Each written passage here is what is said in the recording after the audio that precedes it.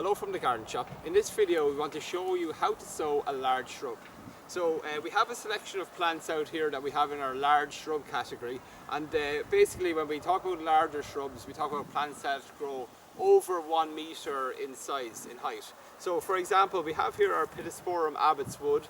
This is an evergreen plant, quite an attractive plant with its undulating leaf margins there. So the height of the Abbotswood then would be roughly 2.5 meters in height. So that's why we have that categorized in the large category. The next one, we have another Pittosporum to show you. Very interesting plant, it's called Silver Sheen. And you can see it has this shiny, silvery white look to the foliage. Contrasts very well with bronze coloured plants such as phormiums and heuchera and the likes. So again, part of the Pittosporum family, this grows approximately 2.5 meters in height also.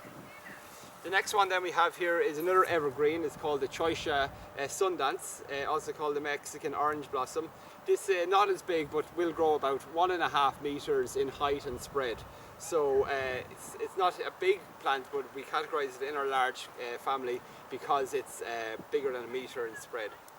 Okay, and then what we're going to plant right now, we also have here is a broom. What we're going to plant right now is our Akuma Japonica. So these will grow up to 3 meters in size.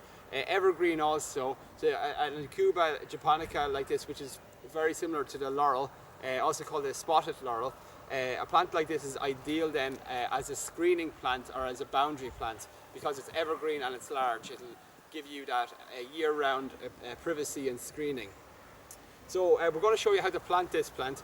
When we talk about larger plants then, a larger plant should be positioned towards the back of a border and given enough room to spread over time. So we're going to position it here in the center so that we can show you it in our video right now. But a plant like this ideally towards the back of the border with lower shrubs positioned in front of it. So the first thing we do then is we prepare our planting hole.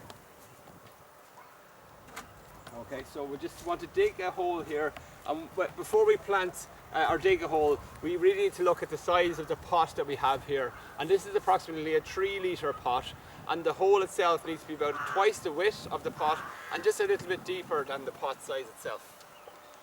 Okay, so I'm going to go for a square-shaped hole. This is better for root development, better than a round hole. Okay.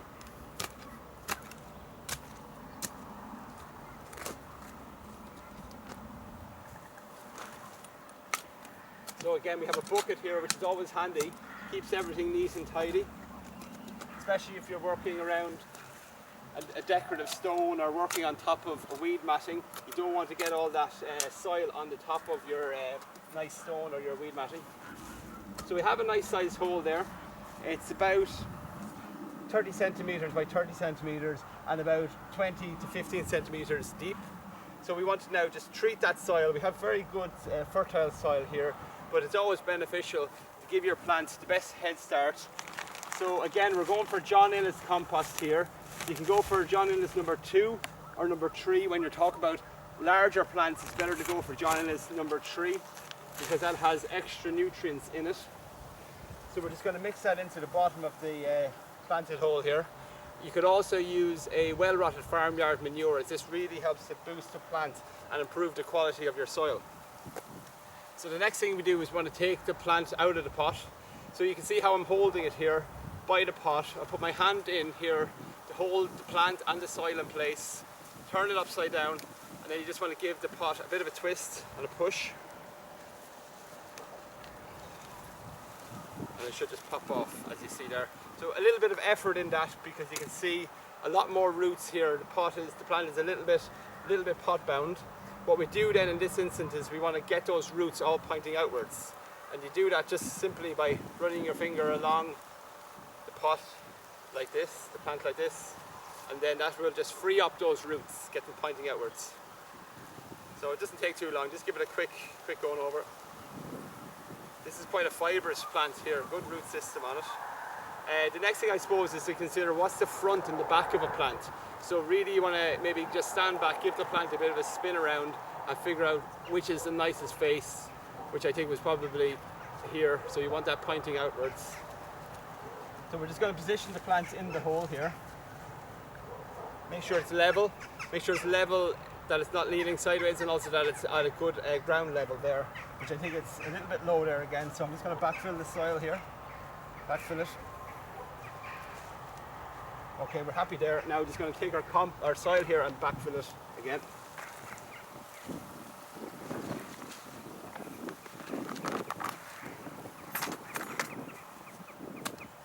Okay, and then finally, just with your hand or your feet, you can just push the soil in around the base of the plant. The plant might be a little bit proud right now, just a little bit above ground level, but when you firm it all in again, you'll find that everything just sinks down into place nicely. So we're doing now, and just you want to lean your full body weight on it. If it's a large shrub, you want to give it a bit more of a push down into the ground. So